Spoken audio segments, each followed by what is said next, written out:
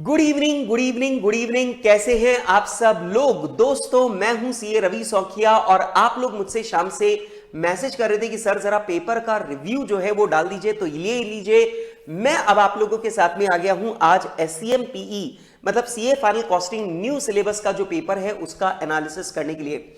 दोस्तों, ये पेपर का जो मेरा एनालिसिस है वो एकदम शॉर्ट होगा, क्रिस्प होगा और मैं ये भी बताऊंगा कि इस पेपर को मेरे नजरिए से कैसे अटेम्प्ट किया जाना चाहिए था। मैं इसके बारे में भी आप लोगों के साथ में जरूर से बात करूंगा।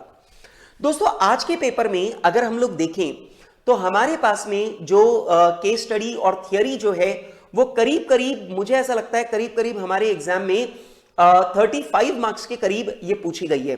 ठीक है, और अगर मैं 6 सिग्मा वाला क्वेश्चन भी मिला लूं तो शायद 40 प्लस मार्क्स के लिए हमारा थियरी और केस स्टडी का पोर्शन रहा है। इंस्टीट्यूट ने दोबारा से आपको यह बता दिया है कि इस पेपर में थियरी का जो वेटेज है वो आपके लिए काफी सब्सटेंशियल है, और अगर आप लोग थियरी को अच्छे से प्रिपेयर करके नहीं जाते हो तो आप लोग इस पेपर में बहुत ज्यादा मार्क्स जो है वो लेकर के नहीं आ पाओगे। ठीक है, अब बात करें पेपर की। सर, ये पेपर जो है वो कैसा था? लेंदी था, शॉर्ट था, डिफिकल्ट था, इजी था? कैसा था पेपर आपके नजरिए से? आप बताओ तो मैं आपको बताऊं। मैं इंस्टीट्यूट को इस बात के लिए बहुत बहुत धन्यवाद देना चाहता हूं कि इंस्टीट्यूट ने एससीएमपी का जो पेपर है वो काफी बैलेंस्ड पेपर बनाया है।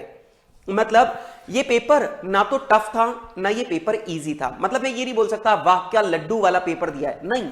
और मैं ये भी नहीं बोल सकता था यार इंस्टीट्यूट ने क्या पेपर दे दिया, क्या चाहता है इंस्टीट्यूट, क्या बच्चों को पास नहीं करना चाहता? मैं ऐसा भी नहीं कह सकता। तो ये पेपर जो था ये बहुत बैलेंस था। लेकिन मुझे ऐसा लगता है कि इस पेपर को देने के लिए, इस पेपर में जो भी बच्चा शांत दिमाग के साथ में बैठा होगा और जिसने कॉस्टिंग में प्रिपरेशन ठीक की होगी, वो उसके लिए ये पेपर एग्जामिशन लायक पेपर है। इस पेपर में आराम से एग्जामिशन स्कोर की जा सकती थी। आप बोलेंगे सर कैसे? देखो दोस्तों, आज के पेपर में अगर आप लोग ऑब्जर्व करें तो यहां पर जो आपका ओईई वाला क्वेश्चन आया था वो, स्टैंडर्ड कॉस्टिंग का जो क्वेश्चन आया था वो, और जो मॉडर्न पैकेजिंग कॉर्पोरेशन वाला क्वेश्चन, जो आपका प्लास्टिक बॉटल और मोल्डेड टॉय का जो क्वेश्चन आया था वो, ये तीनों क्वेश्चन आपके स्टडी मटेरियल से एज इट इज क्वेश्चन उठ करके आए हैं। और ये तीनों क्वेश्चन क्योंकि आप लोगों के लिए पहले से किए हुए थे तो ऑब्वियस सी बात है ये पेपर आपके लिए मुश्किल नहीं रहेगा। अब मैं आपको बताता हूं कि इस पेपर को सॉल्व करने में क्या सही तरीका था, क्या गलत तरीका था, कौन सा सवाल बहुत मुश्किल था जो अप्रोचेबल नहीं था, उसके बारे में हम लोग बात करेंगे। सबसे पहले दोस्तों बात करते हैं थियरी और केस स्टडी के बारे में। इस पेपर के अंदर टोटल 30 मार्क्स की, मतलब 20 + 10, दो सवाल जो है वो केस स्टडी के पूछे गए, दैट मींस 30 मार्क्स। एक क्वेश्चन जो है वो आपसे पूछा गया 6 सिग्मा के ऊपर, that was a theoretical question, not a case study type of question. मतलब वो थियोरेटिकल था, आपको अगर कॉन्सेप्ट आता है तो आप उसका जवाब दे सकते थे। ठीक है, और एक जो सवाल है वो था टीपीएम और टीक्यूएम के अंदर कुछ डिफरेंस वगैरह का, ऐसा एक सवाल था। तो ये जो 4 सवाल है ये आपके थियरी से रिलेटेड थे। इसका मतलब इंस्टीट्यूट ने आपको यहां पर क्लैरिफाई कर दिया कि थियरी को बिल्कुल भी लाइटली नहीं लेना है और आप लोगों को थियरी को बहुत अच्छे से प्रिपेयर करके जाना है। लेकिन फिर भी मैं आज के पेपर में बहुत सेटिस्फाइड हूं क्योंकि इंस्टीट्यूट ने बहुत बारीक थियरी नहीं पूछी है। मतलब इंस्टीट्यूट ने किसी छोटे से पैराग्राफ से उठा करके थियरी नहीं पूछी, बहुत गहरी थियरी नहीं पूछी है। मतलब ओवरऑल टॉपिक के बारे में पूछा है और इन थियरीज का जवाब बहुत आराम से दिया जा सकता था अगर स्टूडेंट थियरी को पढ़ करके आया है। तो इंस्टीट्यूट ने आपको मौका दिया कि अगर आपने थियरी को पढ़ रखा है तो आप ये क्वेश्चन आराम से अपीयर कर सकते हो। तो दैट वे मुझे लगता है इंस्टीट्यूट ने आपके साथ में जस्टिस किया है, थियरी को वेटेज दिया है, पर ये अटेम्प्टेबल थियरी थी। दूसरी बात, 2 क्वेश्चन इंस्टीट्यूट ने केस स्टडी सॉर्ट ऑफ पूछे। क्वेश्चन नंबर 1 जो आप लोगों का सप्लाई चेन मैनेजमेंट से आया और एक क्वेश्चन जो आपका मैनेजमेंट हायरार्की से रिलेटेड था।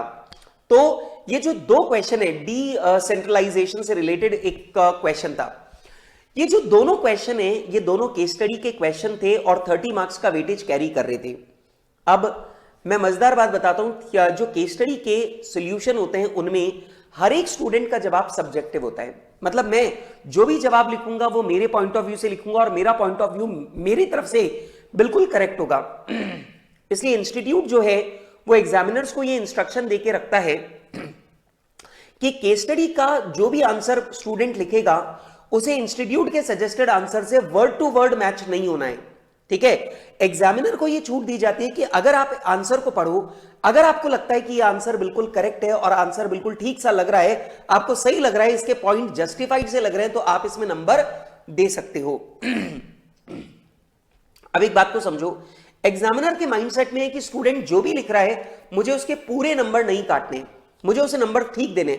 अब वहां पर अगर आपकी लैंग्वेज ठीक हो, आपने केस स्टडी की कुछ लाइंस को उठा करके एज इट इज चेप रखा हो, तो एग्जामिनर को आपका आंसर काफी हद तक बढ़िया लगने लगता है और आप लोगों को केस स्टडी में अच्छे नंबर मिल जाते हैं। तो मैं मान के चलता हूं कि अगर आपने दोनों केस स्टडी वाले सवाल सॉल्व किए हैं, आंसर लिखा है, तो आप लोगों को 30 में से 15 मार्क्स जो है वो आप लोगों को मिलने चाहिए। 6 सिग्मा वाला क्वेश्चन बहुत सिंपल था, आपको पता होना चाहिए 6 सिग्मा सिर्फ प्रोडक्ट में आने वाले डिफेक्ट्स को कम करने की कोशिश करता है, ठीक है। तो अगर आपको 6 सिग्मा का कॉन्सेप्ट पता है तो आप लोग 6 सिग्मा का जो क्वेश्चन है उसका जवाब आप लोग अपना कॉमन सेंस लगा करके भी आप लोग उन सवालों का जवाब दे सकते थे, ठीक है। जो टीपीएम वाला क्वेश्चन आया था that was straight forward question और आप लोग उसे बहुत आराम से सॉल्व कर सकते थे, लेकिन टीपीएम के साथ में जो प्राइसिंग डिसीजन का क्वेश्चन आया था, जो प्राइस इलास्टिसिटी ऑफ डिमांड मतलब A-2BQ के कॉन्सेप्ट पे जो आधारित सवाल आया था, वो सवाल भी इटसेल्फ इतना आसान था कि टीपीएम वाले क्वेश्चन की जगह वो प्रैक्टिकल क्वेश्चन करना ज्यादा अच्छा ऑप्शन था। तो दैट वे मुझे लगता है कि क्वेश्चन पेपर जो है वो थियरी और इस हिसाब से देखा जाए तो वो इजी था, थियरी वाला पार्ट डिफिकल्ट नहीं था।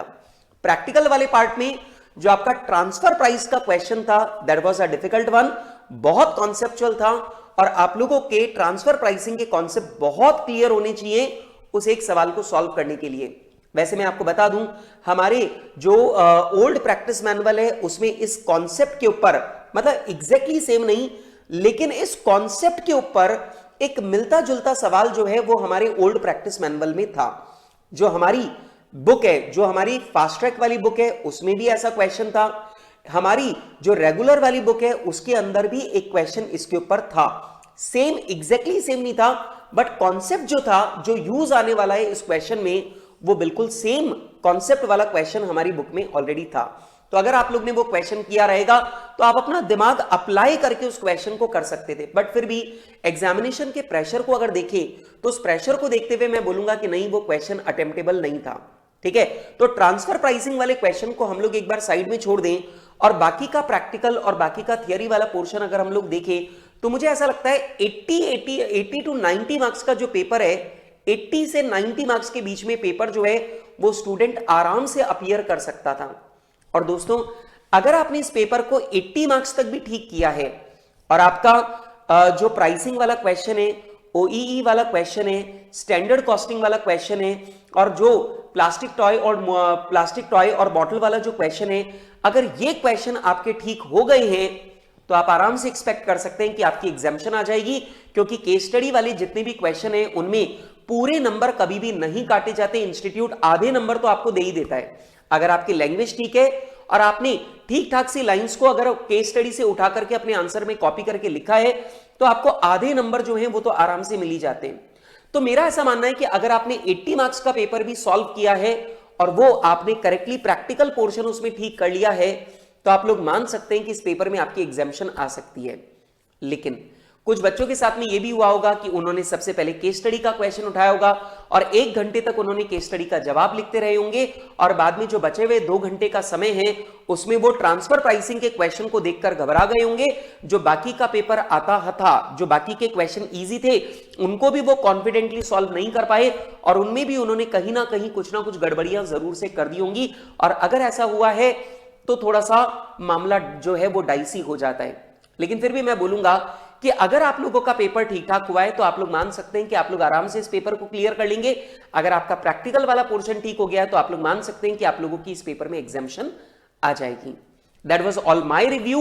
ये मेरा एकदम अनबायस्ड रिव्यू था। मैं इस पेपर को डिफिकल्ट भी नहीं मानता, इजी भी नहीं मानता। ये पेपर एक एवरेज पेपर था, बहुत अच्छा पेपर था, इंटेलिजेंट के लिए भी था और एक एवरेज स्टूडेंट के लिए भी था। तो ऑल द बेस्ट आगे के पेपर्स के लिए, all the best for your result. Bye bye.